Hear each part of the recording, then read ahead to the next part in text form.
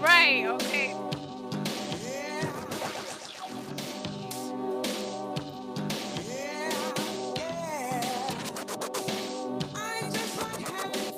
Have some fun. You got to stop. I did. I did.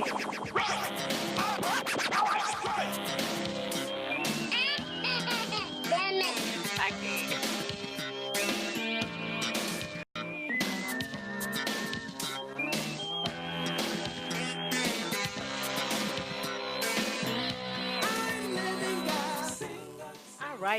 All right, you guys. We are live on this edition of Boss's Brunch. I'm your host, Montana Mitchem, the Madam of Mitchem. I'm sorry, the Madam of Mitchem, the Madam of Media. Y'all, it is crazy. I see I've got this West Side sign behind me because we are live in LA. Still trying to get over this, this 2 hour behind this. I'm trying to get caught up. But I'm sitting here with a special guest, Roblena Walker. She is the author of Nothing Comes Easy. How are you doing, I'm Roblena? doing well, Montana. Thank you That so is much for having great. me. Yes, I am the author of Nothing Comes Easy, Grounded in Faith. It is Okay. a memoir. Okay. It just really details my life story. Okay, before we get into the book, let our audience know who is Roblena. And I love Okay. the name, by the way. Is your dad named Rob? My daddy's name is Robert. My Okay. mommy's name is Earlene. Okay. And so they took Robert and Earlene, and it would have been Robeline. And then I have an auntie who's Okay. also my godmother, Diana. So Okay. that's where the A came Okay. on Robelina. And so it's just my middle name is Emega High. Okay. And that's Emma. also the name of your nonprofit too, right? What does Exactly. Omega Yes. High mean? So it's a combination of two of my grandmothers and my great grandmother, Okay. Emma, Maggie, and Hattie. Love So it. I named my nonprofit in their honor because I felt like I was standing on their shoulders. I had my great grandmother who was born into slavery, my grandma, my mom's mom, who was the oldest of 12 kids. She was a Mhm. sharecropper's wife. Wow. And then my dad's mom was a nurse's aide. And so all that knowledge and That is wisdom. like really awesome that you have that family history because Yes. a lot of us we're like wondering, where we came Mhm. from and our ancestry. So that's good that Yeah. you have that information. Absolutely. And you guys, she is a smart girl. You're a scientist. Tell us, before we get into this book and everything you have Okay. going, like who are you, girl? What? So I grew up on I was born in Atlanta. Okay. Parents divorced. Mhm. Both of my parents are from South Carolina. Okay. My dad from Greenville, my mother from Sumter. So my mother packed us up, moved us to Sumter on her father's farm. Mm. So I grew up, walking dirt roads, picking Okay. honeysuckles. My first pet were chickens. Okay. And Country so girl. I'm a country girl at heart. Okay. At Okay. heart. At heart, with a modern flair. Right, Okay. right, right. I feel you. So I grew up in Sumter. I went to the schools in Sumter, South Carolina. And so what really propelled me to keep excelling in life, I guess, was the environment that I was around. Mm. My grandparents who were raising me barely had a third grade education. Wow. But they knew the importance of putting a book in my hand and telling me that what you have up here can't nobody take it away from you. Right. So they stress education, not just to us, but to their children. Right, because your mom's a doctor. My she has her PhD in higher education. Okay. And so So they ain't no dumb Doris. That's what she trying to tell y'all. She comes from a long line of smart people, okay? yes, Don't get it twisted. yeah, I have aunties who are, elementary, middle school teachers. I still have uncles who are university professors. I have an uncle who's a university president. So it was a lot of educators in the family. So in my mind, I was like, y'all got education on lock. Let me switch gears and go into the medical field. Right. Now, you kind of like a low key drug dealer. She can cook some stuff up. She's a chemist, okay? She is that. Now, how long did it take you, for someone who's looking and said, okay, wow, she's a chemist, she's a Mhm, scientist. mhm. Like, what does school look like for someone like Nonstop. yourself? Nonstop. Honestly, I think I've been in school since I exit mommy's womb Mm, up until I crossed that stage and got my doctoral degree. I okay. didn't stop because the thing is, if you stop and take a break and say, oh, I'm going to go back, life happens. And nothing is easy. And listen, nothing comes Mm, easy. mhm. So I just had to remain focused in that. I remember after I graduated from South Carolina State University with my BS in biology, I was like, okay, I'm going to go to med school. Went out, partied the night before with my friends. Girl, Saturday morning, took the MCAT, completely bombed it. Really? So bad I got on the phone and I called the MCAT office. I said, did y'all send me the correct scores? Because there's no way I failed this test like this. So I called my mom and I was like, Mommy, I failed. She said, well, you better figure out what you're going to do. And I mean, like yesterday. So then I enrolled into a PhD program at Clark Atlanta University in their molecular biology program. And it was going well. We were Okay. doing prostate cancer research, trying to Oh, find a cure wow. for prostate cancer among African American men. Wow. And so this is not to throw shade or anything to Clark Atlanta. I love CAU, but there was a lot of unethical things that were going on. Okay. So daily I was standing before a room full of like 100 black men telling them why they needed to increase their intake of tomatoes because that's what research studies show that if men eat more black men, if they eat more tomatoes, they decrease their chances of getting prostate cancer. Did y'all hear that? Okay? So this is what I would tell them, right? Okay. Because I'm all into about educating, all about Yeah. prevention, Yeah. knowledge is key. Well, the cell lines that we were using were not African American cell lines. Okay. They were Caucasian cell lines. And so most people may not understand what that means. I'm like but confused. yeah, and so the reason being is because black people don't like to go to the doctor, Mm, especially black men. absolutely. So it was easier for us to obtain the white cell lines at Mhm. $20 per cell compared to like $400 per cell. Wow. So all the data we were really generating to help our people, our black wasn't men, really for our. it really wasn't because Gotcha. biologically we're But created differently. isn't that the way that the medical or Oh, pharmaceutical absolutely. Listen, industry it's is, all about though? money. So that's why it's so important that you have to educate yourself. I'll stand here and say, listen, go to the doctor, get your annual checkups, get all of that, because it is important. But when the doctor say, well, you need this test, that, well, you have to say, wait a minute. Mm-hmm. Because are you just really just charging my insurance Right. here, or are you really trying to help me? So Absolutely. I think we were having a conversation earlier about increasing water intake and, making sure you exercise. It's important. You only, Very important. yeah. So, are you actively involved with And your degree with yes. science? Okay, so So you are. I do I teach Okay. on the collegiate level. Okay. Shout out to HU, Howard University. Oh Awesome. yeah, you teach at Howard. I That do. is awesome. I do. I teach healthcare management courses there, Okay. but I also teach for a few other online universities as well. Public health, healthcare management, and I also do different research through my nonprofit.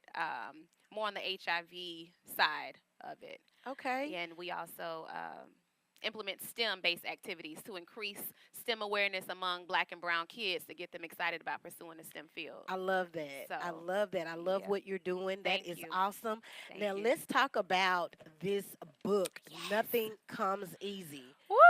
You said this is a moment to feel and share your truth. Yes. What does that mean? Let me tell you, Montana, it took me 10 years to get to the point where I said, okay, I need to share my truth. And the reason being is because this is so personal. What's your truth? So, Because I know we're gonna right, find out in the right, book. because I want y'all to read the book, Right. and so before I even tell you my truth, the title, Nothing Comes Easy, Grounded in Faith, people always see me on the outside and be like, oh my gosh, she got the perfect life, she's doing this, she's doing that. Her skin look good, y'all. I exfoliate daily, okay? Drink a lot of water. Right. But they don't understand, like, when I'm home behind closed doors and I'm walling in tears on my knees, like, Lord, I can recall a time where I was in between jobs and I said, well, I got that hustle mentality, like you Mhm. said. My grandfather acquired all this land so much to the point where he just started giving the land away so people could create a home base for themselves, To the family. to the family Right. and the Mhm. community. Okay. And so he instilled that in my mother, and my mother instilled that in me. So, I work 3, 4, 10 jobs at Mhm. once just to pay my bills. Okay. So I'm driving up into Boston Market with my PhD in a Mercedes Benz, making $9 an hour What? because I got a mortgage, Right. I got a light bill, but people don't see that. They don't. They just see the whatever. And I was just sharing this week. Mhm. People focus on the perception and not the reality. Exactly, exactly. So So she riding a Benz, y'all. She got 10 degrees. I mean, Mm, but mm-mm. not to you are Right. human. I'm you human. are human, and I put you my go through pants on the things, same right. way everybody else does, and so that's my truth. Beyonce said, "I got real problems, just like you." Exactly, Okay. exactly. And Just so the saying. only thing that's got me through is my faith. Mhm. I mean, I had to remain grounded in my faith. It was days where I was just like, Lord, what is going on? Are you a spiritual person? I grew up in the church. Okay. You know, my grandmother was on women's missionary. My auntie still active in missionary. I know church. I Mm. grew up in the church. You know, and they taught me that spiritual foundation. They taught me that you always have to rely on a higher being. Right. You know, even though I have a huge family support, I still have to rely on God. And this is not to offend anybody's Oh, religion or absolutely. anything like You're that. not offending us Okay. because Jesus is my homeboy. Yes. So we're not offended Yes. here. So, you know, that's the only thing that's gotten me through. In the book, I talk about, you know, being in a relationship and just, oh, this was my love, my one true love. And, you know, going through an ectopic pregnancy and how Oh, that looked and losing twins and all of that is wow. in there. And that was hard for me to share because I didn't share that with all of my family. Just one aunt knew Mm. and my mommy, you know. And so going through that time, my mommy was like, "Where's my daughter? Who are you?" So let me ask you this. You wrote this book, Hmm. Nothing Comes Easy, Yep. and it is sharing your truth. Yes. How did you get to that point? Where was it because you had accepted your truth, so therefore you can share it? Because when we're Yes. going through it, Yes. it's hard for us It to is. share. It is. It is. And so the crazy part in all of this, everything that I was going through, job loss, the ectopic pregnancy, whatever, couldn't pay my bills, relying on my family, you know, just having to rely on my faith.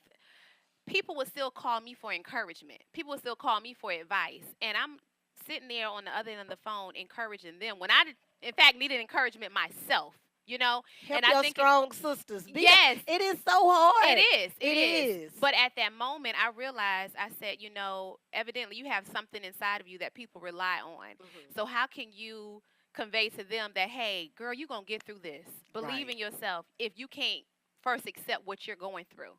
So I had to accept my truth a long time ago. I had to accept the fact that I grew up in a domestic violent environment where my father was abusive to my mother. You know, Wow. Okay. I had to accept that a long time ago because, and the main reason, and I share that in the book too, is because I wanted to have an adult relationship with my father. Mm. And so, had I carried on that baggage from You being wouldn't have been eight, able to do that. and today we have an awesome relationship. I think I need him more in my life now than I did growing up, Hmm. you know, because there's just certain things that we're able to do and have those conversations. But had I not been able to accept it and forgive him, then That wouldn't have been possible. exactly, exactly. That So, wouldn't have been possible. exactly. So what you've lost pregnancy, lost Mhm. relationships. Mhm. These things happened, and it took you 9 years 9 years. So to she, write this book. yeah. When did you finish the book? So I finished, you know, I made up my mind December of 2017. I was like, girl, because I had already wrote this manuscript so many times, and I think 2 years had passed. I didn't even touch it, Hmm.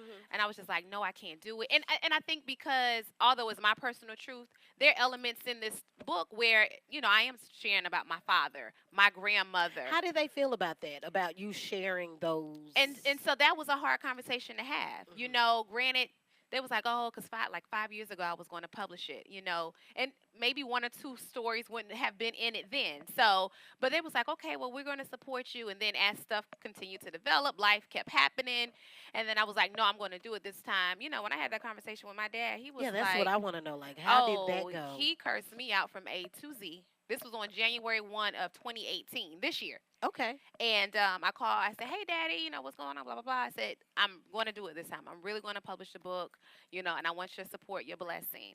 And so he had his choice words, and that's the first time in years that we went 24 hours without talking.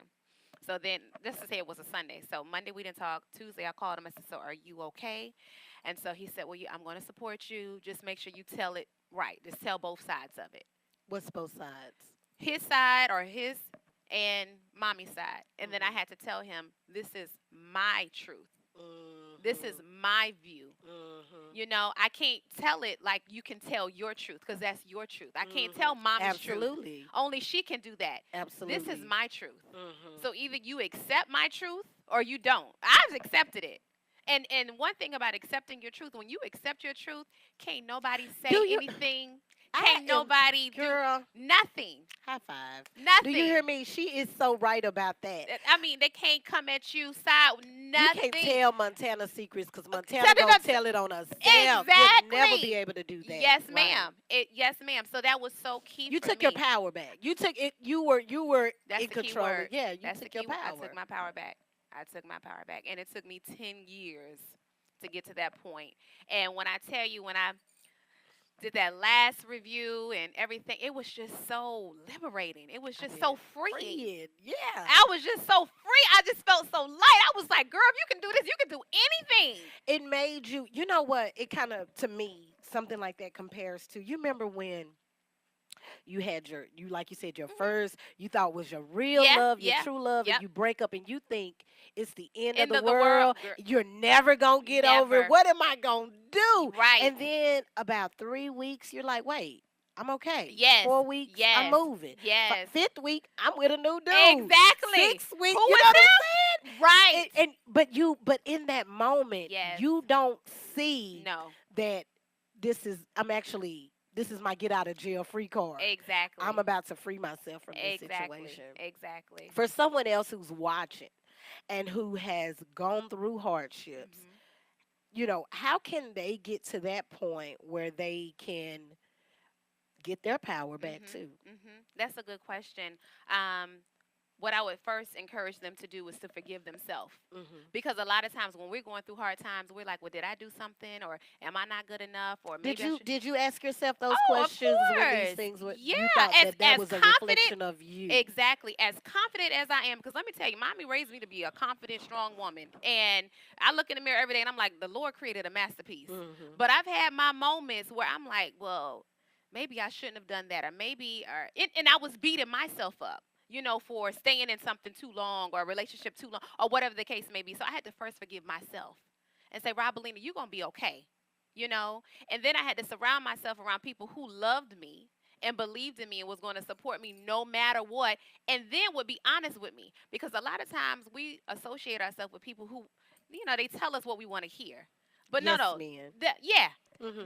that's not your crew, those not your people. You need people in your life who gonna keep it real with you and be like, they may not check you in front of everybody, but they gonna pull you to the side and be like, Montana, listen, I don't know what's going on with you, but you need to get your life Hmm. together. Hmm. So forgive yourself. Surround yourself around people who love you. Remain true to who you are. And whatever your higher being is, your higher power, you have to call on that, and you have to know that, because I am a believer in God, that God has it already worked out. You just got to trust him. You cannot waver in your faith. You Absolutely. you cannot give up. Don't give up on yourself. Don't give up on your dreams. I don't care how hard it may be, however it looks. Do not give up on yourself. Just like you said, after a breakup, if 1 week, two, keep putting one foot in front of the other and keep working, keep grinding, stay focused. And as you're doing it, you're going to see that some people that were with you, because the thing is, when you down in them trenches, you know what I'm saying, and you down and out, man, you got a whole team of support. Like everybody's like, ah! And then the minute you start crawling up, you know what I'm saying, because you was drowning. The Yeah. minute you start seeing sea level, you're like, oh my gosh, I'm getting out of this thing. Those people start falling off. Falling off, falling. Cause see, they was with you when you was down. Oh Like, yeah. they like seeing you at that At point. that point, yeah. And then the minute they see, like, oh wait, she's really serious about going back to school. She's really serious about pursuing that dream or that goal.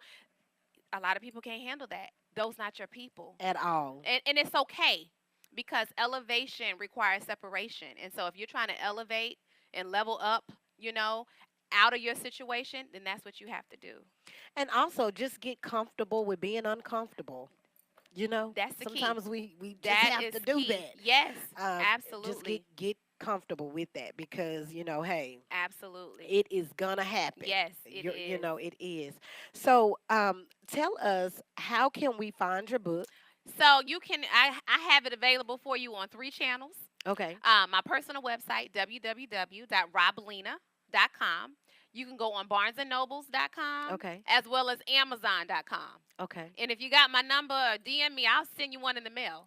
Love that. Cash What? App, PayPal, and what's the other one? Cash App, PayPal, Vin, Venmo. That's it. Venmo.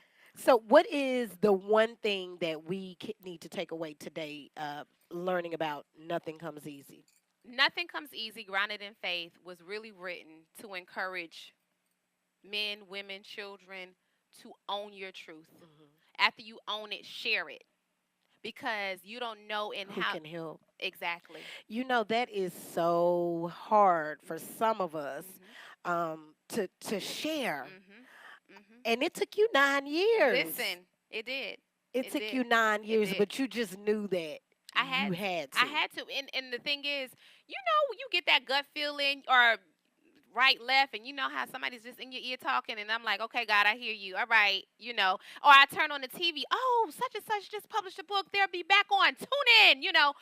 I got so many signs, and I was just like, oh Lord, and it's like I kept running from it, and He kept pulling me back to it, and I would run, and He would pull me back, and run. So it was just like How has it been since you published? it has been amazing.